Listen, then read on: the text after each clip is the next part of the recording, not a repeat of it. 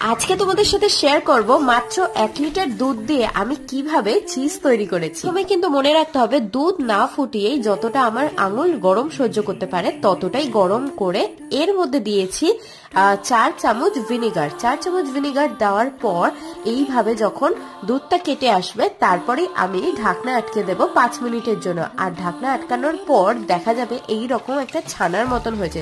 মনে রাখতে হবে এটা কিন্তু ছানা না, এটা কিন্তু চিজ। এবার একটা কাপড়ের সাহায্যে আমি পুরো জলটাকে ছেঁকে নেওয়ার পর চিজটা নিয়ে আমি ভালোভাবে হাতের মধ্যে এরকম ভাবে প্রেস করবো যাতে এর এক্সট্রা জলগুলো বেরিয়ে আসে। তারপর ওই জলের মধ্যেই আমি অল্প নুন দিয়ে এই চিজটাকে আমি দিয়ে দেবো আর 2 মিনিটের জন্য ঢেকে রেখে দেবো।